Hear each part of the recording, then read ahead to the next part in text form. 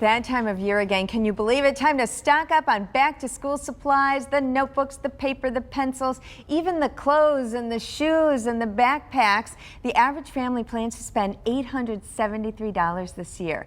And before you shell out the cash, why not set up a plan to use back to school shopping as a teaching tool?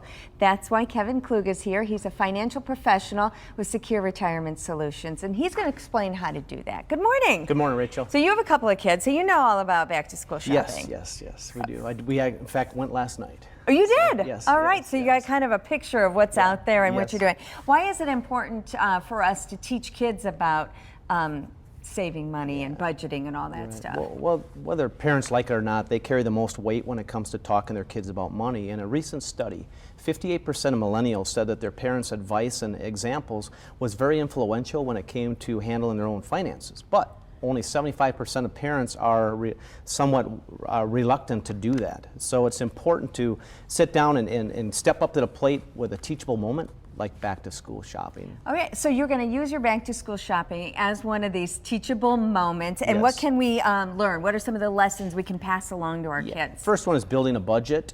So you want to, a lot of kids are reluctant to budget their money or have any type of monthly budget, and it's no surprise because they're young and often their parents don't have a monthly budget. Less than 1/3 of Americans have a monthly budget that they follow from month to month. So this is a good chance to sit down, build a plan, and if you need some help, go to my website, srsplans.com, and there you can download a back to school budget worksheet, and that'll let you write down what you need, how much you intend to spend, and then take that with you and take it, and your child might find they don't have enough money to buy that designer pair of shoes or top of the line electronic gadget, and they need to stick to their budget. Yeah, that's going to be hard for them. That's a lesson right there. That's that wants versus needs that you broke down, right? Exactly, and that's the next one is, how often have we been frustrated? We take our kids to the store and they're like, I need that toy, I need that game, and it just gets very frustrating. So it's important because a lot of adults don't know how to distinguish the difference between wants and needs in their own lives. So take your child and purchase everything they need, but if there's money left over, let them get a want purchase, something they want. And this is a good life lesson to teach them that they need to really spend a bulk of their money for their needs, but then choose their wants wisely. Yes, so that it could be, they get some satisfaction out of that too. Yeah. They might find that there isn't any money left over for the wants, right? Yep. And that can come from the extra expenses. The third one. We have a lot of expenses when you're out shopping. You might have sales tax you have to factor in. Yep. The kids aren't going to think about that, so that's a good lesson. Online shopping, maybe you have shipping charges and things like that. So it might be the first time they've ever had to factor something like that in. And what do you mean by no bailouts?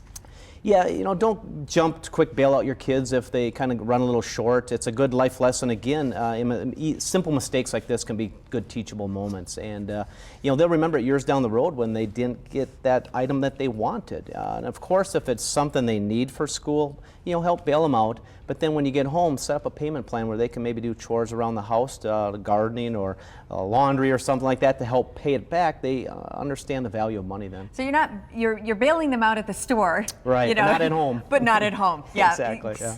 Set up a plan to have them work it for it. I love that idea. And the credit card effect, that's a big one. Yeah, a lot of That's magic, isn't it? It's not. That's what a lot of people think. It's magic. But no, you've got a lot of people that run up credit card debt, young adults, students, and it's not. It's really, there's the cost of it. So when you get home, sit down with your child and you want to use an interest rate calculator, total up the amount of items you purchased, and sit down with them and use this as a teachable moment to show them the impact of interest if that were to have been put on a credit card. And let's say it was $875 and you paid 18% interest on that card. It's going to take, at 18% interest, 99 months if you pay the minimum monthly payment each month. 99 months to pay that back. That's a long time. Yeah.